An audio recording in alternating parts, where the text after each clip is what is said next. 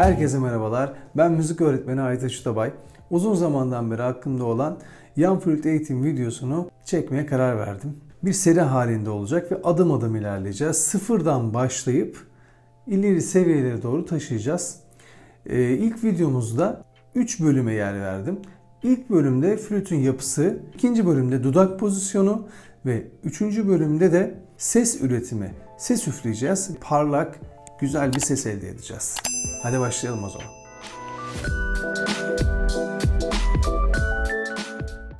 Evet, flütü tanıyalım öncelikle. 3 bölümden oluşan çalgımızın ilk bölümü ağızlık bölümü. Sesin üretildiği, çıktığı bölüm.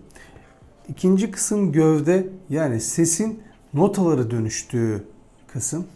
Üçüncü bölümde kuyruk dediğimiz, burada da gene kalın notalar var. Aynı zamanda da entonasyon dediğimiz ses düzenini sağlayan kısımlardan biri.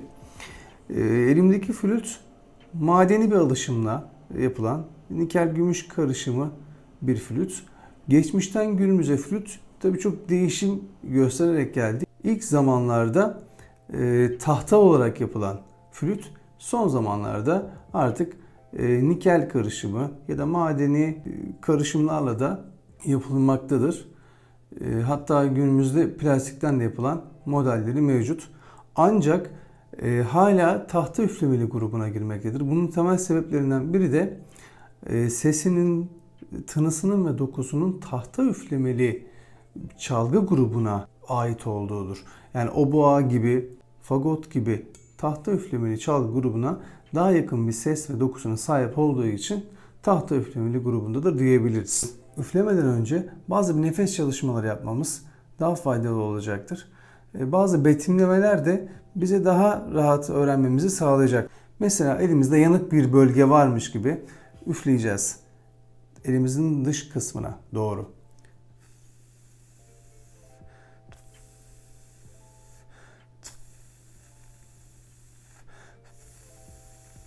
Yarayı soğutuyormuş gibi. Bunu aynı zamanda elimizi üfledikten sonra birkaç nefes çalışması yaptıktan sonra pipetle de yapabiliriz. Ve tam böyle dudağımızın birleştiği burun ucumuzla dudağımızın tam ortasına koyup aşağı doğru üfleyeceğiz.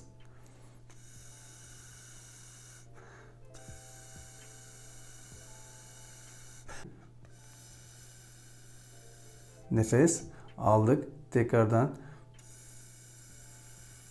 nefes aldık. Daha uzun boyuta taşıyacağız. Yani aldık.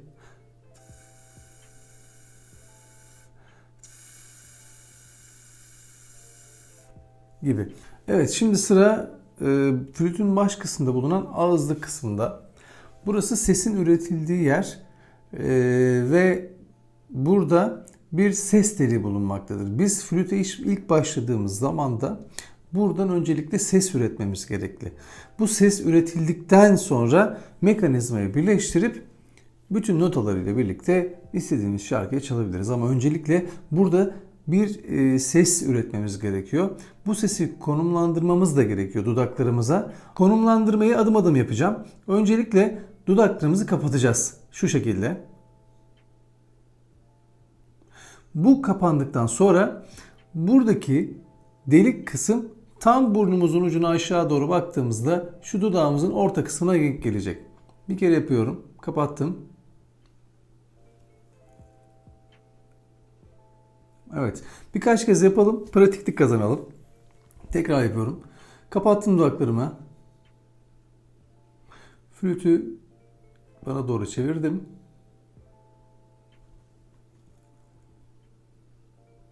Evet, son kez bir daha yapalım. Tekrar kapattım. Flütü bana doğru çevirdim ve dudaklarıma yapıştırdım. Evet, bu birinci adım.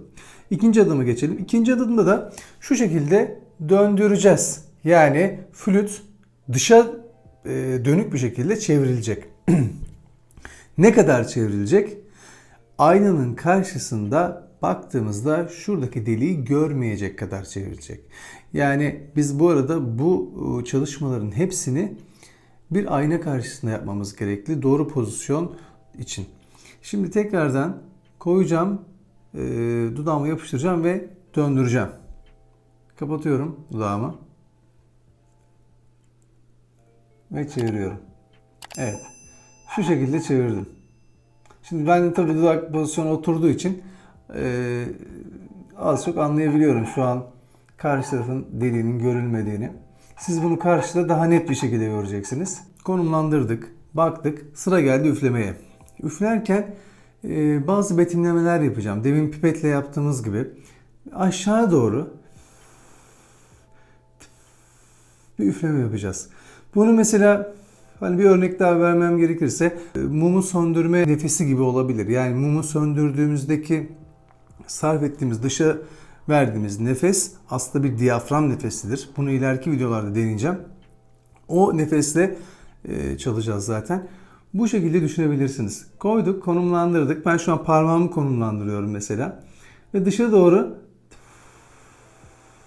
açımız biraz daha aşağıya doğru olacak. Ve aşağıya doğru mum söndürüyormuş gibi. Yahut bir örnek daha vermem gerekirse dilimizin ucunda bir çöp varmış gibi de verebiliriz. Buna da bazen yöntem tutuyor.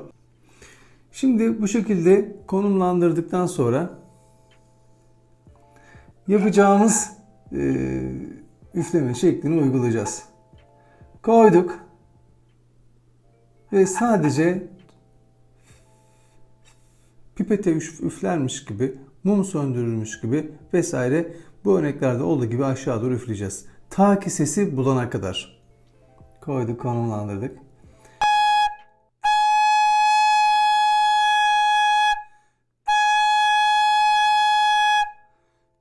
Şimdi burada konumlandırdığımızda, ilk üflediğimizde ufak bir tebessüm yapabiliriz. Yani çok böyle gülerek falan bir durumu yok. Onu yaptığımızda sesi daha az çıkacaktır. Daha hacimli çıkmayacaktır. Bu şekilde koyduk.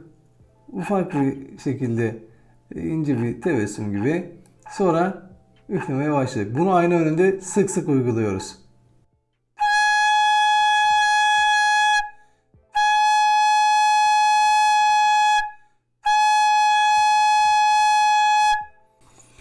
Bunu üflerken aynı zamanda içimizden sayalım. İşte 3'e kadar, 4'e kadar siz o anki nefesi nasıl kullanıyorsanız. Aynı zamanda da baş dönmesi yapabilir. Bu nefes kontrolüyle alakalı. Nefes egzersizleri yaptıkça ve diyaframı daha etkin bir şekilde kullandıkça bu baş dönmesi tabii ki olmayacaktır. Zaman içerisinde bitecektir. Bir konu daha var. O konuda sağ elimizin içine bu şekilde konumlandırıyoruz dış kısmına. Şu şekilde kapatıyoruz burayı ve bu şekilde de ilk üflediğimiz gibi üflemeye başlıyoruz. İlk açık üfledik. Ondan sonra artık kapalı üfleyerek sesi biraz daha kontrol altına alacağız. Ve ses artık çok eskisi gibi rahatsız etmeyecek ve mekanizmayı birleştirdiğimizdeki sesin kuvvetini yakalayacağız. Şu şekilde kapattım ve yerleştiriyorum. Çevir. Başlayalım.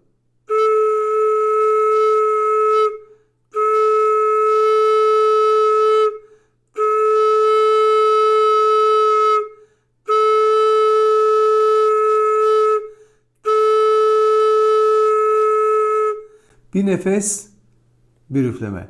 Nefes aldım.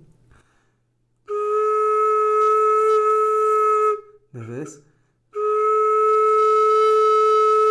Nefes. Nefes al. Bunu sürekli yapacağız. Ta ki artık elimize alır almaz o sesi çıkarana kadar. Ve bu ses çıktıktan sonra da artık mekanizmayı birleştireceğiz ve diğer notalarıyla da çalacağız. Eğer ses çıkmazsa ilk başlarda düzgün bir ses çıkmayabilir. Mesela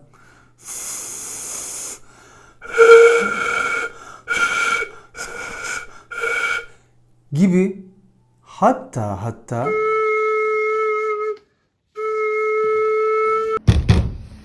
Of yeter. böyle durumlarda da karşı karşıya kalabiliriz. Ama biz motivasyonumuzu hiçbir zaman düşürmeyeceğiz. uzun uzun ses üflemeye çalışacağız. Aynanın karşısına geçip bahsettiğim yöntemlerle uzun uzun üfleyeceksiniz. Ta ki iyi bir ses üretilene kadar. Ses oluştuktan sonra da ikinci videomuzda nota değerleriyle çok keyifli üfleme çalışmaları yapacağız. Nota bilmeniz önemli değil. Çok kısa sürede basit yöntemlerle öğreneceğiz. Eğer ki videoları faydalı bulduysanız ve diğer videoların gelmesini istiyorsanız abone olmayı unutmayalım. Sorularınızı, düşüncelerinizi yorumlar kısmına bekliyorum. Diğer videolarda görüşmek üzere. Hoşça kalın, müzikle kalın.